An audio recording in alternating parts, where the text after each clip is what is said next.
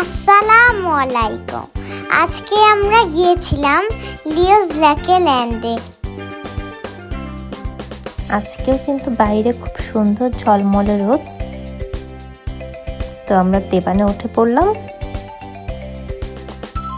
আমাদের গন্তব্যস্থানে যেতে প্রায় 1 ঘন্টা লাগবে। আমি যখন গেট খুলে বাইরে বের হইলাম তখন তো সেই আমি তো লিওস ল্যান্ডে যে অনেক অনেক অনেক অনেক খেলেছি। দৌড়াইতে মার সঙ্গে গিয়েছি। এই যে লিওস ল্যান্ড।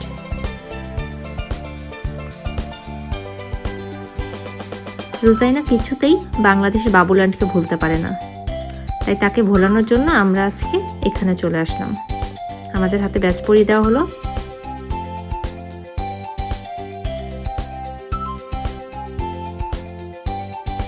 এই যে মানকি ঝুলে আছে।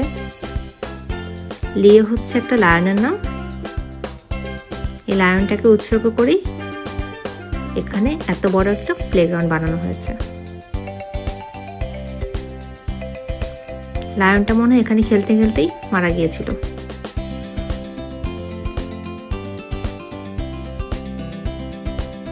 এই যে উপরে হাতি, এপাশে পান্ডা।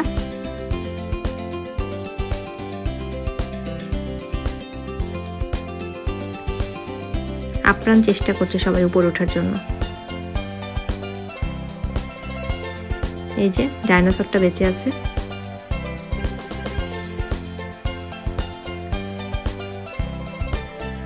আমরাও কিছুক্ষণ পর ওখানে ওঠার জন্য চেষ্টা করব। কোন রাইডে উঠবো ভাবছি আমরা। টারজান ঝুলে আছে উপর দিয়ে।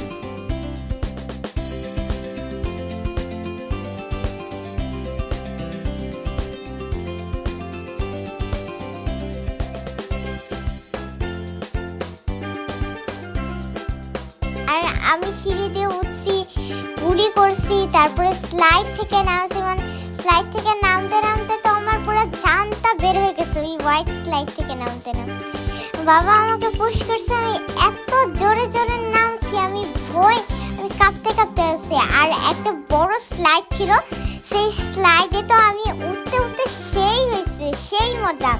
তো তোমরা উঠতে পারবা। ড্রাগনের মুখ থেকে আমি বের হয়েছি জানো। তারপরে ছোট ছোট বাচ্চাদের স্লাইডও আছে ওইখানে।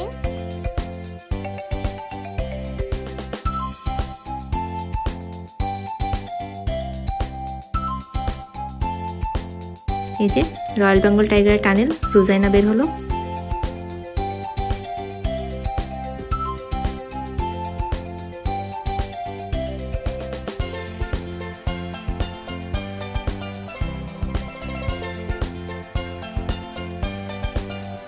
চারিদিকে শুধু বাচ্চা আর বাচ্চা। এখানে শুধু বাচ্চারাই না, বাচ্চার মা বাবা সবাই খেলতে পারবে। বাচ্চার দাদা দাদি নানা নানি সবাই আসতে পারবে, যা খুশি তাই করতে পারবে।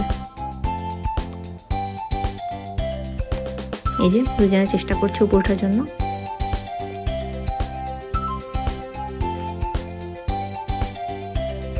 আবারও সে ওঠার চেষ্টা করছে, কিন্তু না পারল না, গড়িয়ে পড়ে গেল। আবার চেষ্টা করছে, পড়ে গেল। এই যে রোজাইনার বাবা নিজের সব শক্তি দিয়ে রোজাইনাকে ঠেলা দিয়ে দিল। আমাদের দুজনকেও ঠেলা দিয়ে দিল। আমরা দুজনও গড়িয়ে পড়তে থাকলাম।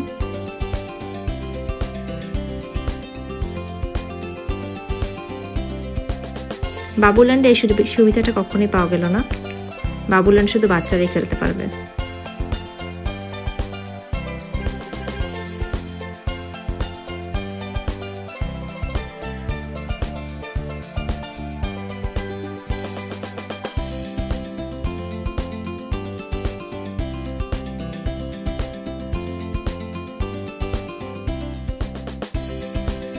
তারপর আমি গুলি করছি বল নিয়ে। বাবাকে মারছি, মাকে মেরেছি, সবাইকে মেরেছি। তো তারপরে আমি নিচে নেমে করলাম হলো কমলা স্লাইড। তো মা ধাম করে পড়ে গেছে।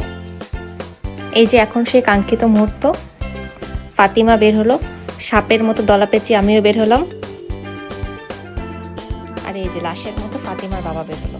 তো তারপরে এইখানেই গল্পটা শেষ। আল্লাহ হাফেজ।